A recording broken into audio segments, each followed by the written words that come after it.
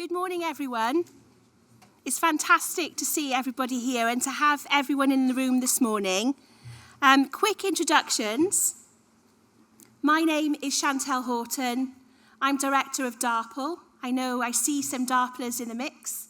DARPL is Diversity and Anti-Racist Professional Learning. I'm Director there. I'm also Principal Lecturer in Early Childhood Education at Cardiff Metropolitan University, and we're delighted to be with you this morning to start off the conversations.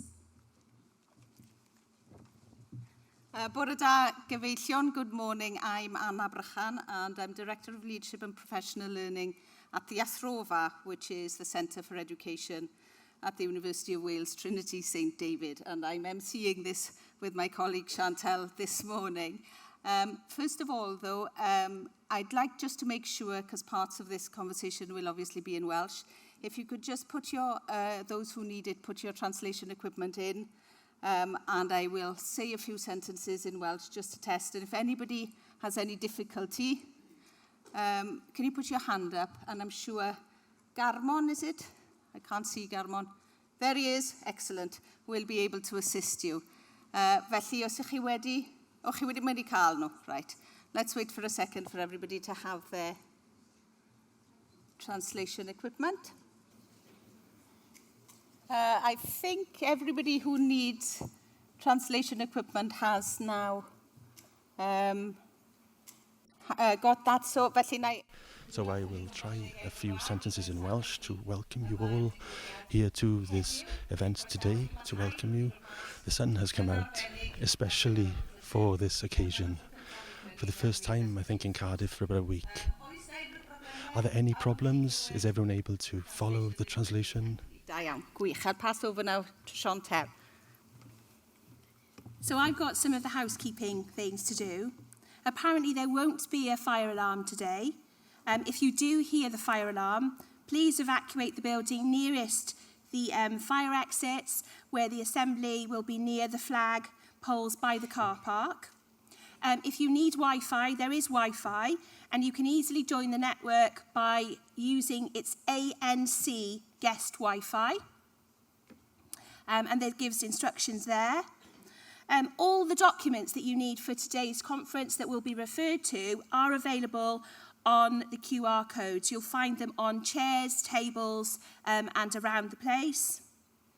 A quick reminder also that we will be filming today in the plenary sessions and during the introductions to the workshop. If anyone in the audience would like to have a quiet reflection space, prayer or dua, then you can see one of the team and there is a space available for that. And then to today. It's a bright autumn morning. I was walking not far, I live quite close from here, and walking this morning, enjoying the autumn colours. And it's fantastic to see everyone together after such a long time.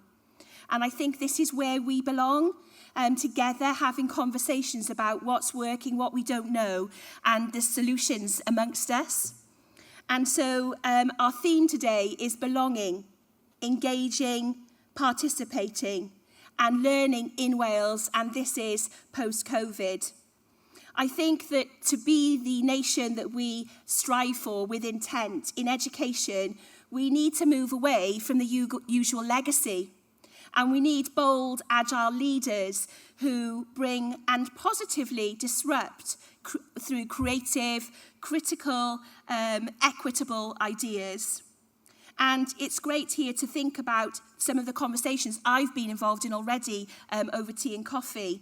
But colleagues who feel able to say, this is hard, this is complicated, this is an opportunity. I'm not sure how we do that, but let's all learn together and make this possible.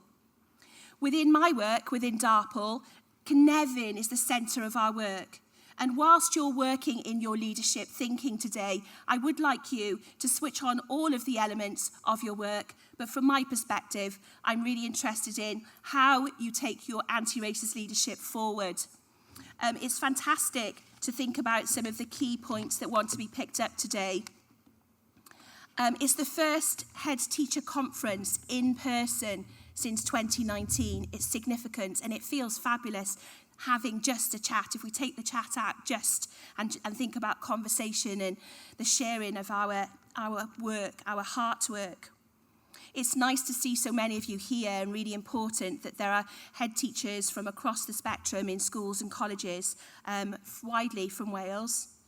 We know how difficult times can be and how time is difficult to spare. So we thank you for taking time out of your week and out of your term to be here with us. And we really appreciate that you've made the time to come and be with us today. We're hoping that the content will encourage you to have positive conversations with each other, with everyone in the room, and share real, authentic, practical experiences, looking at how an engaging curriculum, our curriculum for Wales, which is being looked at from all over the world with envy, can help us in attendance. Short term then, and then learning in the medium and employability in the long term. For me, I think it's really important that we switch on the light. In terms of my work, if we look around the room and we see the white space that we're in, we do need to be thinking about the diversity in our work. And I think that a long and hurried look at how we explore belonging is a really valuable space for us today. Over to Anna. Diolch yn fawr, Chantal. Thank you very much, Chantal. Before we move, just very briefly, before we move to welcoming the Minister who's joining us today, just to remind you that this is the first opportunity we've had to hold one of these conferences in person, so to speak, since 2019. And the first time for this Minister to address you in this special group, although many told me outside earlier they had met the Minister in their schools and other conferences in recent times as well. So we appreciate that you've given up your time to come here. We know that is difficult, and we have put together quite a busy day. The Minister, of course, will start things off, and then there's an opportunity to ask questions of the Minister following his address. Some of you have shared questions with us already, but we will welcome questions from the floor as well. So do take every opportunity to ask those questions. We will then have a short break at 11:30. And we ask you to take your coffees to the workshop that you've chosen to attend. The details are on your badge, I understand. And as Chantal said earlier, we have formulated these sessions today. So without further ado, I would like us all to welcome the Minister for Education and the Welsh Language, Jeremy Miles, to address you today. Thank you.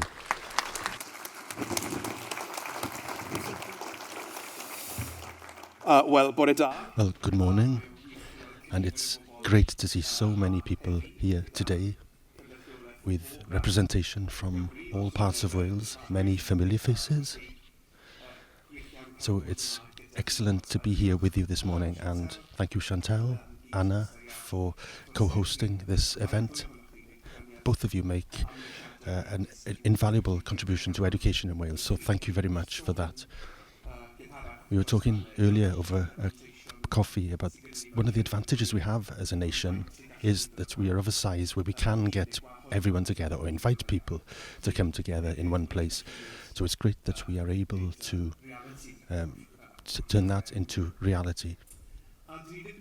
And we haven't had many opportunities over the last few years to meet, as Anna said, in person or in the flesh, to share ideas, to share hopes for the future, and naturally as well to share some concerns and complaints, I'm sure. But it's important for us all to know that we're not alone in this. The explorer Ernest Shackleton, who led, as some of you will know, expeditions to Antarctica, claimed that loneliness is the penalty of leadership. Now, Shackleton has become something of a role model for leadership in extreme conditions. His people-centered approach, a talent for bringing order from chaos. He even had a ship named Endurance. So I'm sure that some of us are feeling the resonance already. But as leaders, both during and after the pandemic, you've had to navigate some pretty choppy waters, and not to extend the explorer metaphor too far, sometimes having to do that without a route map. Making decisions in an ever-changing context where the needs of pupils, the perceptions of parents, and the expectations from and of staff are changing and sometimes challenging. And I'm sure it can be lonely at times. So I hope today is a chance to share some of that load, as well as to share ideas with other leaders facing similar demands. But let's take a breath to reflect on what has been achieved against that challenging backdrop. Together, we've started to roll out our new curriculum now in every school. We're halfway through the implementation of an enormous programme of reform to meeting additional learning needs, preparing for a new suite of qualifications, a new approach to inspection, a new approach to self-improvement, and progressing well with our Welsh in Education plans, and the list goes on. And when I visit your schools and colleges, and when I speak to heads and principals one-to-one or in candid group discussions, despite the pressures of managing change, which touches almost all aspects of school life, I see huge levels of enthusiasm and positivity about the reform journey that we are all on together. And I see huge levels of creativity in responding to some of the challenges I spoke about a moment ago. One of the things which has struck me since I became Education Minister is that for each of the questions that we are looking to solve, there is a school somewhere that has found a solution, or at least a good part of the solution. And that's the creativity and the leadership that I'm talking about. And so often the task is to identify where that is and to make sure that schools elsewhere can learn from, adapt, and build on that. So I want to thank you all for your continued commitment to our national mission in Wales and for the energy which you all bring to our work together and to for your dedication to teaching and supporting our learners. And you're doing so at a time when there is a sense that not only are schools changing as a result of deliberate policy, but they're changing in different ways as a result of factors beyond the school. The most obvious still, I think, is the continuing effects of the pandemic. These have not gone away, far from it. Our very young children missed key developmental stages. Too much school time is missed by children and young people of all ages. Some children, and perhaps parents too, developed a different attitude towards school, different expectations coloured by that experience, different capabilities impacted by that experience. And we know it's an experience which, as so often, has had a greater effect on those with additional learning needs or those who are living in poverty. The pandemic, compounded now by the cost of living crisis, has highlighted the inequalities that still exist in our society. As a government, we have resolved to focus most of our support on those groups most impacted. We invested £500 million in our Renew and Reform programme, and we know this was deployed very effectively by schools and colleges. But the challenge is broader than a set of interventions at school or college level. And when we read coverage of the ongoing effects of COVID in the media, the assumption very often is that the answer to every problem falls to schools or colleges alone. But I think this is simplistic. I recognise that it'll take a sustained, collaborative and national effort to turn this around. Schools and colleges are at the heart of this, but it can only be tackled in partnership. And the challenge of increasing attendance is perhaps one of the starkest examples of this. We need all children to be at school. That is the best thing for their education and for their well-being too. We know that greater engagement with families has a positive impact on improving attendance, so we've increased our investment for family engagement officers this year to over £6.5 million. We've invested more in the Education Welfare Service this year to create additional capacity, helping the service to provide earlier support before issues escalate and to provide more intensive support to learners with high levels of absence. But this needs a multi-agency response if we are to really get to the heart of the issues facing our young people.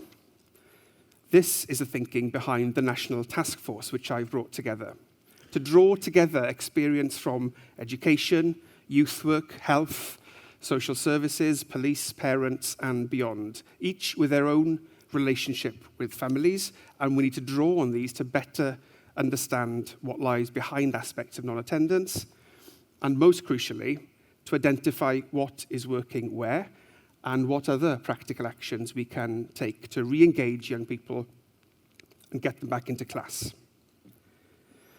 But in responding to the pressures around attendance, well-being, behaviour, and other ongoing dimensions of the COVID legacy, we all know how absolutely vital it is that we keep the expectations we have of our learners, all learners, high and consistent.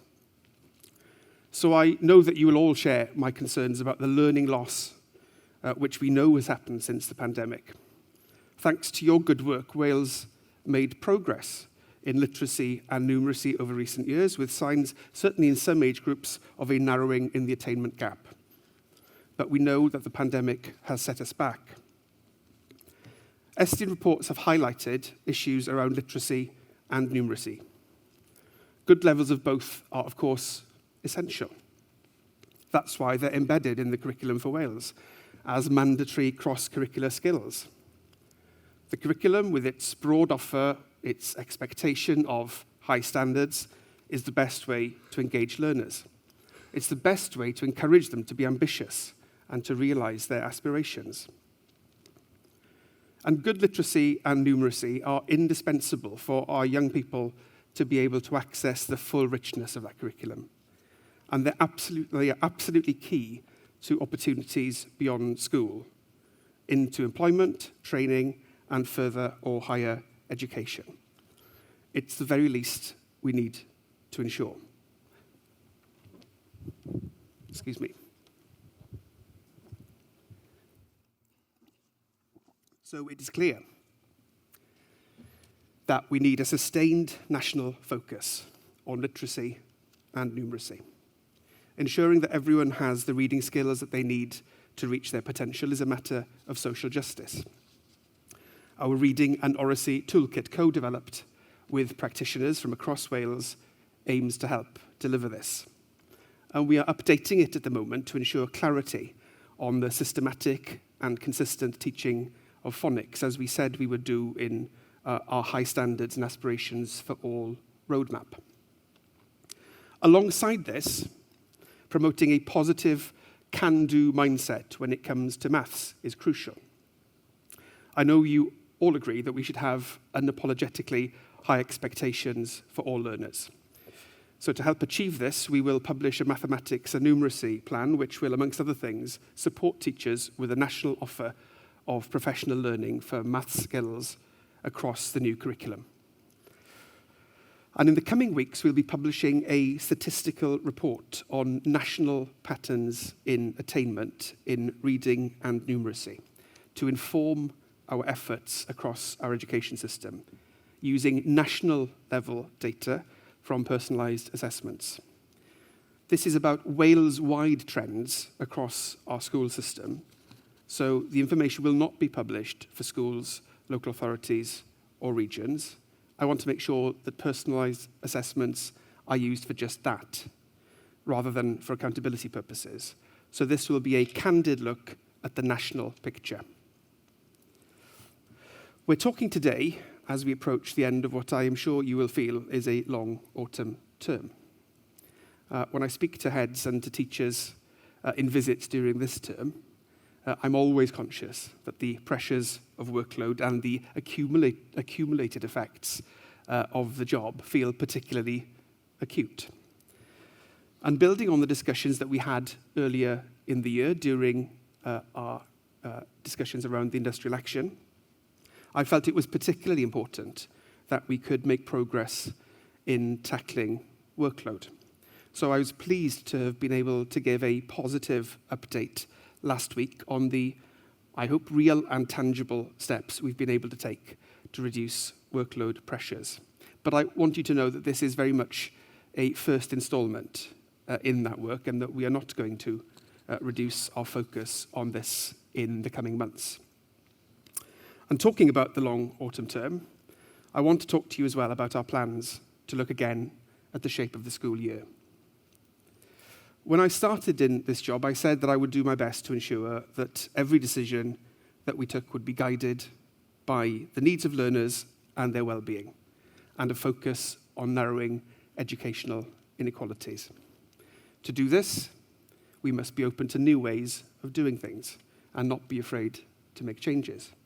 And I've already spoken today about the many, many ways in which our schools and you as school leaders have recognised, embraced and driven forward some of those changes. Our manifesto and our agreement with Plaid Cymru committed us to looking at the school calendar year and to see whether it is the best way to do things for pupils, for staff, for everyone. We're looking at the impact of different options in relation to redistributing holiday periods and term lengths. Evidence indicates that fatigue can be high in longer terms, and covering curriculum content comprehensively can be challenging in very short half terms. Importantly, many of you have told me that you believe that our most disadvantaged learners are impacted most by learning loss over the long summers. Whatever changes we propose, the number of school holiday days and teaching days will remain the same. We'll be launching a public consultation very soon with different proposals for how we could reshape the school year to address some of these concerns, and I encourage all of you to have your voice heard when it's published. Before I finish, I want to address something which is uppermost in all our minds at the moment: budgets. High levels of inflation, alongside many years of austerity overseen by the UK government, has meant that we are all working to reduced budgets. It is not easy. You've obviously seen the in-year budget announcements we've made, setting out how money has had to be found from across the government. I can assure you that throughout this process, I've done absolutely everything to ensure we could protect frontline services. The funding that was released from within my budget has come from underspends in demand-led policies, such as university student maintenance support. We were able to avoid making direct cuts to school programmes or school and college funding, though of course I would ordinarily have planned to use those underspends and release them to schools and colleges later in the year. I've got to say to you that more difficult decisions will need to be made for next year's budget. As you know, the vast majority of school budgets come from local authorities. Therefore, protecting their budgets to protect your budgets is a key priority. I'll do all that I can to support you through budget decisions, through improvement programmes, and through collaboration. Working with our union partners, we are making good progress, as I said, on workload. We're looking to reform the way that we issue grants, simplifying the system, streamlining reporting, and providing local authorities and schools and colleges with more flexibility. And we are undertaking a review, as you know, of the future direction, roles, and responsibilities of education partners, all so that we can support your schools to better support your pupils. And I'm delighted as well that Simon Pirrott, as the new CEO of the Commission for Tertiary Education and Research, will be on a panel this afternoon. From next year, April next year, the Commission will be responsible for funding, regulating and planning post-16 education, which includes sixth forms, to make sure that learners are able to make the right choice for them, for their learning journey wherever they live in Wales.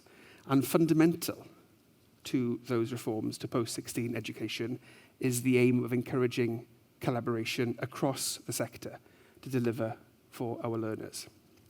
And it's through that collaboration in all parts of our education system, working together, that all of us here today can support our young people so that we build that education system that we are all committed to, which delivers high standards and aspirations for all.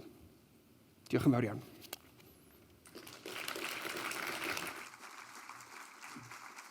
Iawn, sy'n mwy ddŵr. Diolch yn fawr, Thank you very much, Minister. Minister. As we were explaining at the beginning, sorry, I've got far too many glasses. We will now have a brief question and answer session. If you could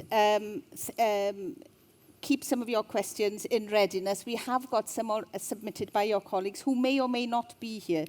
So if Jane Harris from Haverfordwest High is here, she's very welcome to ask her own question. But if she isn't, Maima. She's here. There you are. Would you like to ask your own question? It is perhaps inevitably, Minister, on budgets, which you touched upon in your speech, but there is considerable concern in the room, and I was listening yesterday, as I'm sure many of us were, to council leaders on the Radio Wales programme on Sunday morning, expressing their concern about what the next year will look like. But Jane will be able to put that in the context specifically of schools. Diolch yn fawr, Minister. As you quite rightly said right at the end of your speech to us, budgets are decreasing, and I'm probably feeling brave because I'm approaching the end of my career as a head teacher, but I'm concerned for my colleagues and how the Welsh Government are planning to support them in being able to manage their schools on that decreasing budget. I can speak from personal experience. I have no slack in my teaching availability within my school, and many colleagues across Pembrokeshire and across Wales are in the same position. So how will the Welsh Government going to support head teachers in the move forward, please? Well, Jane, first to say, I mean, I absolutely recognise the point that you're making. I touched on it in my remarks. I absolutely understand that school budgets are under pressure, council budgets are under pressure, our own budgets are under pressure as a government. So, there's no sugarcoating that. That is the reality. In terms of our priority, what we've tried to do over the last 2 years, and I absolutely know it will not feel like this from your point of view, just to acknowledge that, is that we've increased the local government settlement each of the last 2 years by significantly higher than it's been for many, many, many years before that. Clearly, the effects of inflation and the cost of living crisis are eroding the advantage which that has brought. So I'm not disputing that. What I have been able to do so far is to make sure that the elements which my budget directly funds, so for example, the RRRS funding, but also other aspects, have either been protected or enhanced. I know that still doesn't solve the challenge. What I'm hoping we will be able to do for the next financial year is to significantly simplify and rationalise the grants which we provide to schools and to local authorities for education purposes. And that will mean that they're capable of being used more flexibly so that you can do, that contributes in some way to the response to the pressures that you're facing. I'm not naive. I obviously understand that will not be enough. But in the context of decreasing budgets, I'm looking for other ways where you can use the funding that you have more creatively, more flexibly. But just to say, whenever we have these discussions around the cabinet table, the case is made, every member of the government feels passionately that we need to do everything we can to protect education budgets. There is no part of the government's activity, no element of the budget in any part of the government that isn't currently, being looked at and under real pressure. But I'll give you that promise that I will do absolutely everything I can. This year, as I said, I would have been using those underspends and providing them to schools and colleges and councils later in the financial year. I won't obviously be able to do that this year. But the pressures next year, I think, are even more significant, I'm afraid. Thank you, Minister. Do we have any more questions? I'm sure we must. If we could have a couple of questions to make the most of our time. Hello, Matthew Evans. Thank you for that answer. I wanted to ask a question related to grants, which is the impact when it goes to the middle tier. Because of a lot of the middle tier, I presume, is funded by grants. Then, to a point to that middle tier, it happens at the last minute, and it pulls staff out of schools, takes them out of the front line across the education system. So planning when you lose a member of staff is extremely difficult. So we need to standardise the grants all across, but to know from one year to the next what the grant is would be key, and the relationship between us and the middle tier is under strain because we're losing staff to them, in my opinion, and we need to ensure the staff stay. We're a small nation. Why do we need so many staff at the middle tier? I think that's a confusion. It's funded by grants at the last minute. And that's my point. Thank you very much. Could we have a couple more questions? And then we'll take them all in a group, so to speak. Another question?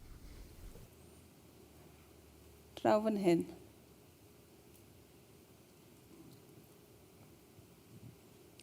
Bore da, Minister. Just to add to that in budget conversations, are there any plans to look at and standardise ORPU funding across Wales? Sorry, could you just repeat that? I don't think I caught it. It's age-weighted pupil unit funding across Wales to standardise that.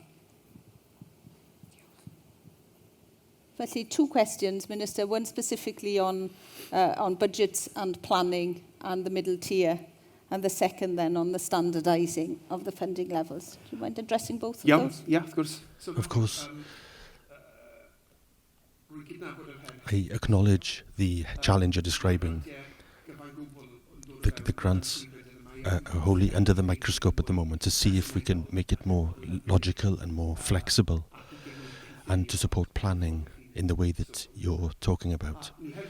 And we're also conducting a review of the landscape in terms of supporting schools more generally. As you know, that report will be published at the end of next March at the latest, and that is a recognition of all of the change that has been in our system. When so much change happens, we have to look from time to time to see whether the services, the structures, the arrangements in place respond and meet that need in the same way as they were set up. So there's a good discussion taking place at the moment with elements of the middle tier and the bodies existing to support schools. So this is part of the whole picture. We will know more in the new year, but I'm confident that there will be creative recommendations resulting from that process, which will hopefully meet some of the challenges you have just talked about. I think it was Hugo there, was it? So what we are doing at the moment, partly as a response to the Subieta review of some years ago, is working through the rest of this financial year to understand the position across Wales in relation to school funding formulae. There is obviously a significant level of variation. There's obviously a basic formula, but it looks different in different authorities. So we're looking at that at the moment, and the hope would be to try and achieve some more consistency. We have an education system where education is devolved from the Welsh Government to our local authorities, so there will always be a level of variation, and those choices are made by local authorities. But I think it's right for us to look at how the formulae are working in practice, and to see if there's more we can do to bring some more consistency to that. So that work is also happening in this financial year, so I'm hopeful we'll have some more to say about that in the new year. Could we have a microphone at the front here? Diolch yn fawr. Thank you. Gethin Sutton from Swansea. I appreciate everything that you just said there. I do. And I understand that funding at a local level leads to local decisions. However, I'm also conscious, obviously, of the fact that we're in a period of great challenge. There's enormous pressure on all services, all aspects of government funding. But I think we need something that deals with fundamentals, fundamentals in terms of hypothecation around actually what you actually need in a school, what you have to deliver basic core services in terms of how core budgets are funded, core element.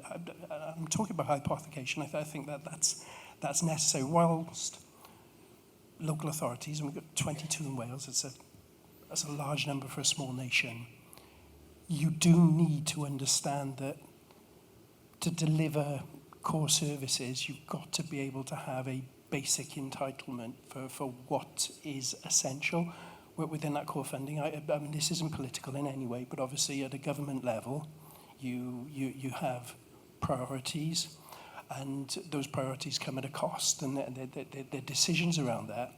But I think that has to be, those decisions have to be made around what's left after you deliver core and essential services, and I think that's what we as as head teachers across all sectors absolutely desire, is to know that this is how many teachers you need to teach this number of children. This is the cost of employing those teachers. This is the cost of pay awards.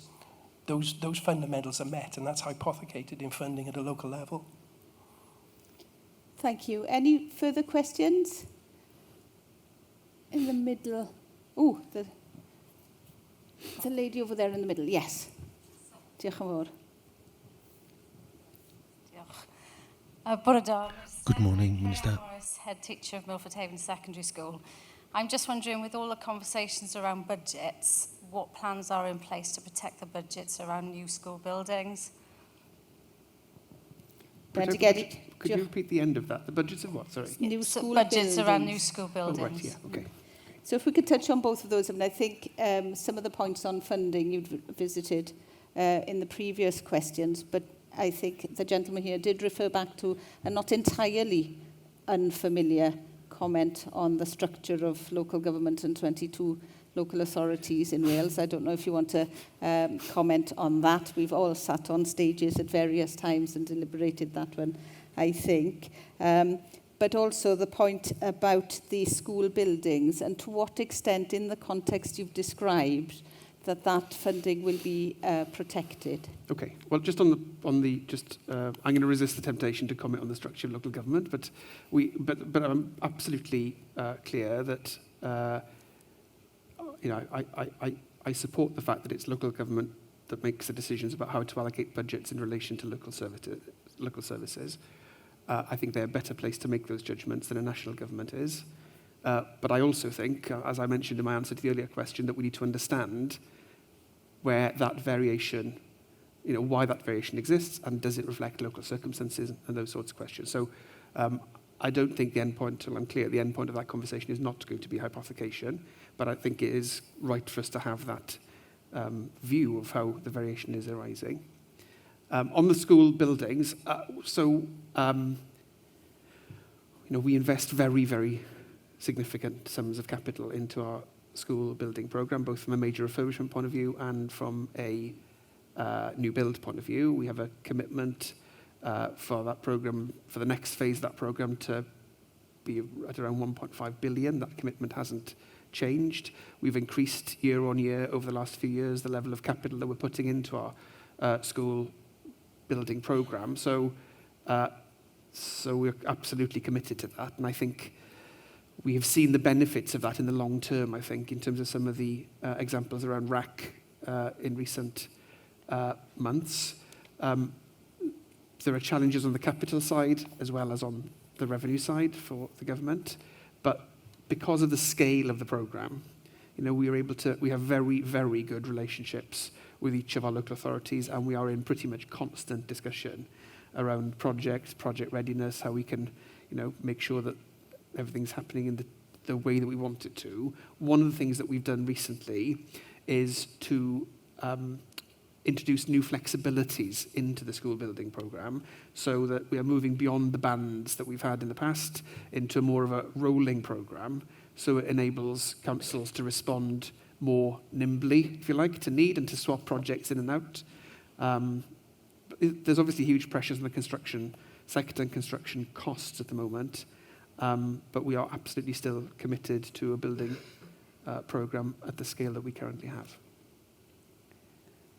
Diolch yn fawr. I have some questions of my own if nobody wants to ask one. Ah, excellent. Diolch yn fawr.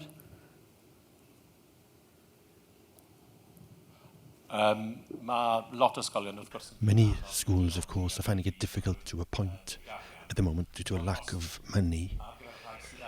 But for those who have the money to appoint, finding suitable staff is a huge challenge. Of course, I'm talking about the Welsh medium sector, but this English medium sector is starting to face the same challenges that we've faced for years. What are the steps now to ensure that we do fill those posts for the future, not just for teachers new to their career, but for people who will be in this room in 5 or 10 years, because filling head teacher posts is just as much of a challenge as to fill teaching posts in the classroom. There have been similar questions that have come in before the event. It's obvious a cause of concern. Yes. So the challenge is a specific one in the context of Welsh medium schools, for reasons we understand. We have a plan, as you will know, a 10-year plan. We've worked jointly with partners across the system to try and find creative steps, sometimes innovative steps that we can try and use to increase the numbers coming through the system.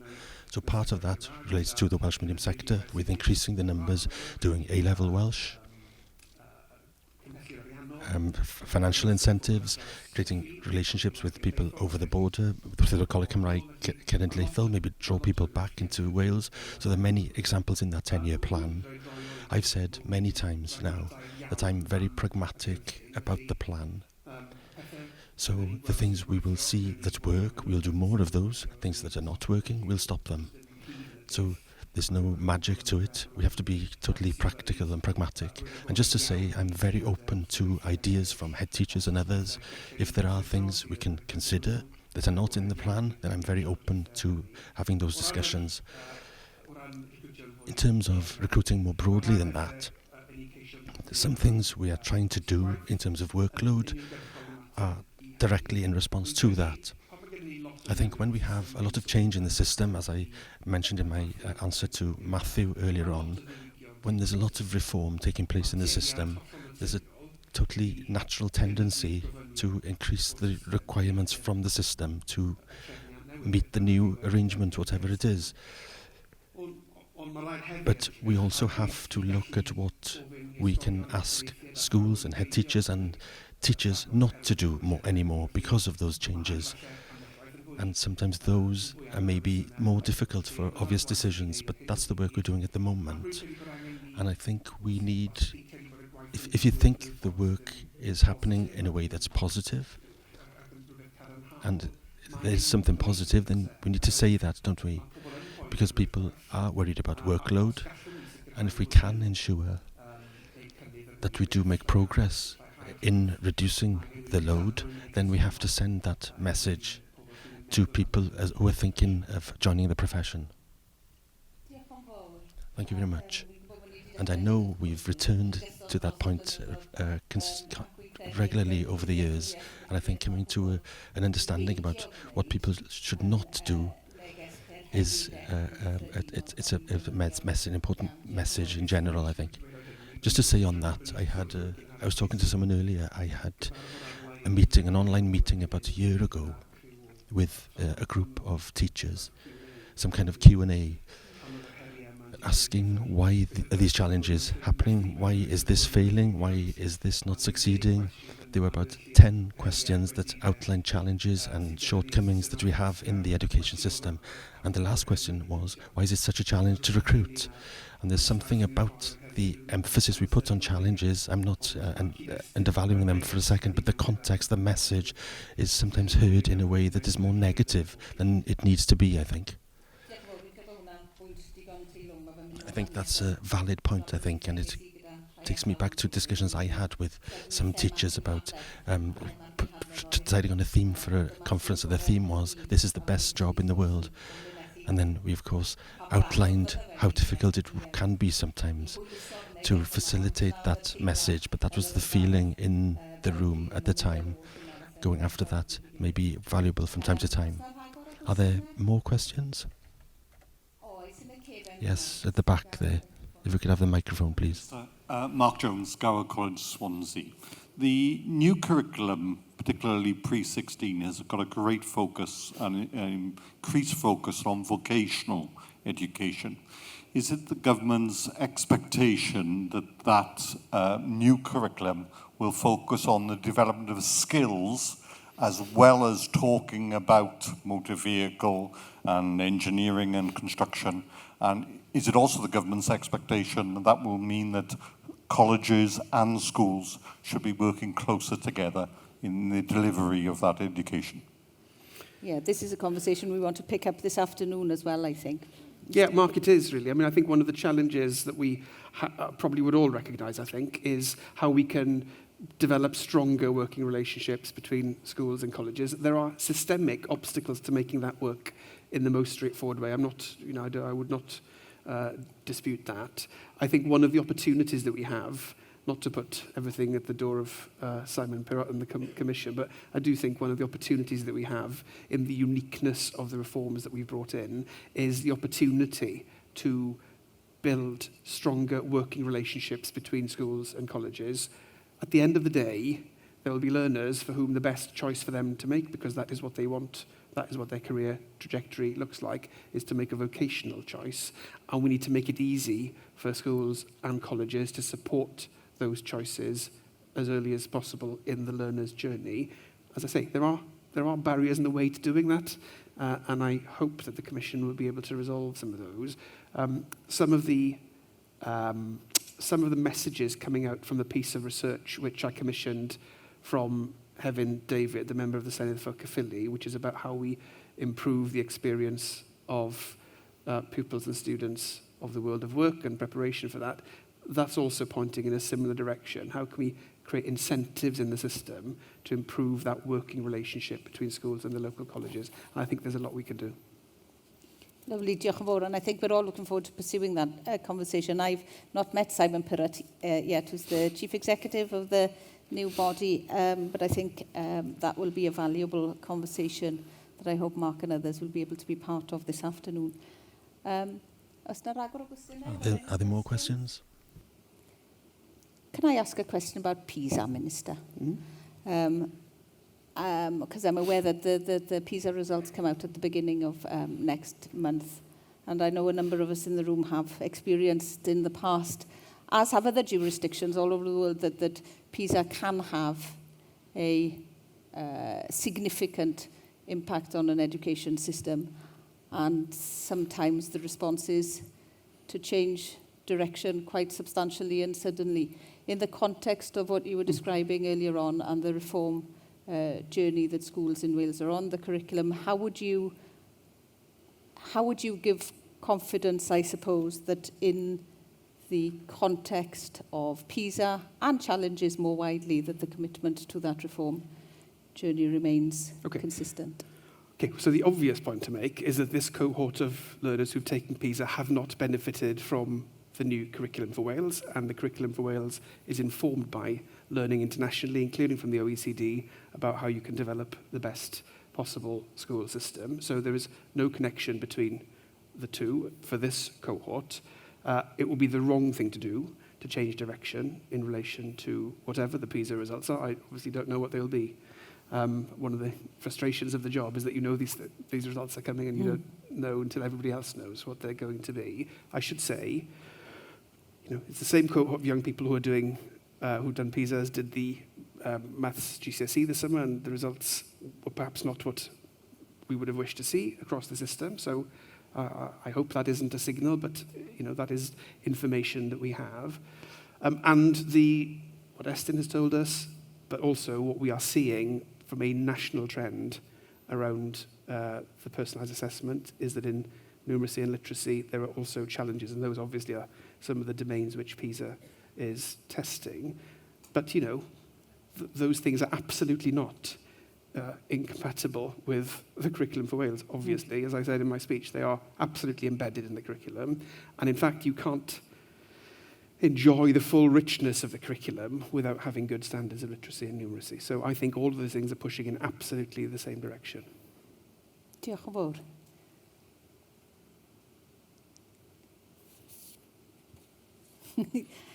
I've got more questions. Excellent. Is that okay? I was intrigued in the context of that answer as well, that you mentioned in your speech a new support, I can't remember the title you gave it, around maths. Can you expand a little bit more? I was intrigued by that reference. Yeah, so I'll be publishing that in the next few weeks, possibly next week actually.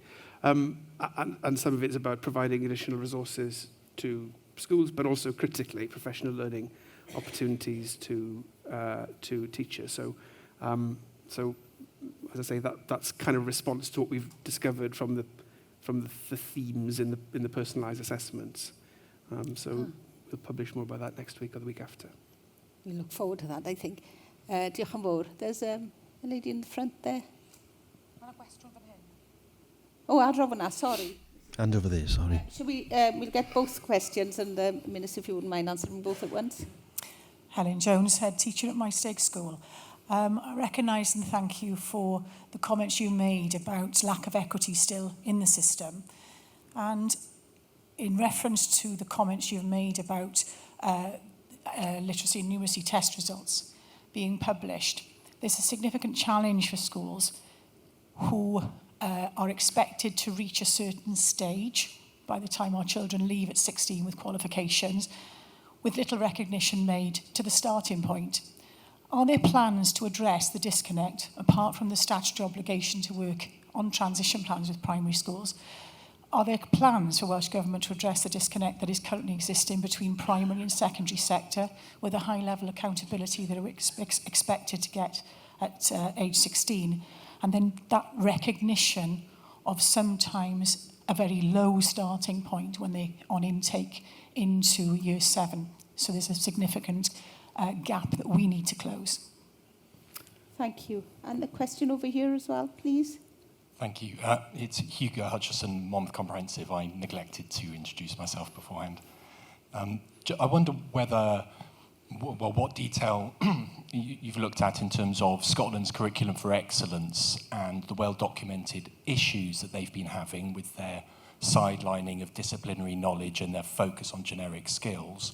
How do we in Wales, with Curriculum for Wales, avoid the pitfalls that they've fallen into? Lovely, thank you very much. So the two questions. One about the starting point and how then do we measure the success of a school at the end point without giving significant, sufficient recognition possibly of the starting point. And the second question is essentially, have we learned from the Curriculum for Excellence? What should we have learned? And are we sure that we've done it? Mm-hmm. Okay, so on the first question, I mean, what we are engaging at the moment is how we develop across the system a suite of information, data, indicators which reflect the curriculum. Obviously, we reintroduced the 2019 measures so that we have data in the system, but that is not going to be obviously the end of the story. We are now in a phase of co-construction with heads and other partners about what that information, ecosystem, if you like, can look like. So we'll be very interested in having a discussion with you about exactly the sort of thing that you've identified. I think the practical contribution which the curriculum makes, I think, is the increased focus on cluster working and how that can tackle some of the transition challenges that absolutely are in the system. I was at a cluster event recently, and it was a room this size that was filled with teachers and teaching assistants from all schools in the local authority area, and they were sitting in mixed tables, and it was actually I felt it was a very creative experience, and it was clearly helping really cement those bonds between schools in the same cluster. So I think that is going to be fundamental to the success of the curriculum generally, but I think in the particular challenge that you've just raised, I think that has a big part to play there as well. Hugo's question, absolutely critical. We have the advantage of having watched Scotland introduce reforms before we've introduced ours, so we are in very, very close and regular contact with the Scottish Government to learn the lessons that they would be open about, if you like, from their own experience. We've talked to the OECD about that. So an example of this, when we started the rollout, it became clear during the course of the year that teachers had significant questions still around how to identify and how to talk about and measure, if you like, progression. This was something which we knew was a challenge in the way in which Scotland had introduced its own curriculum. So we were already working at that point on how we can describe progression on a system-wide basis. So that's one example. The other big example is the relationship between curriculum and qualification. So there is an ongoing discussion with Scotland about how they introduce theirs, and we have learned a number of the lessons along the way, I hope, and I'm confident that we have, in how we've brought forward the curriculum. I think the critical thing from my point of view is that as a government, we need to be, and I hope you feel that we are, in a constant state of listening and discussion with the profession, and that where we are being told, generally that there are issues which need further refinement, I hope you feel that we are engaging on that and responding on it. That's certainly what we want to be doing, and I think that's part of the lesson from Scotland as well. Thank you very much. And thank you very much for all of the questions. You have demonstrated that you are in a constant state of listening this morning, which is a phrase I'm going to take away. And thank you very much for engaging in this session this morning. And I'm sure there will be far more opportunities to do to have similar gatherings, but also to say thank you for the accessibility of both you and your officials, I think, for the profession more widely in trying to steer what we know will be difficult times, particularly probably in budget terms, but to maintain this level of dialogue is very valuable. Felly, diolch yn fawr iawn. Diolch i chi. Diolch yn fawr. Oh, coffee. Can you please take your coffee to your workshops which are noted on your badges? Diolch yn fawr. A diolch yn fawr, Weinidog.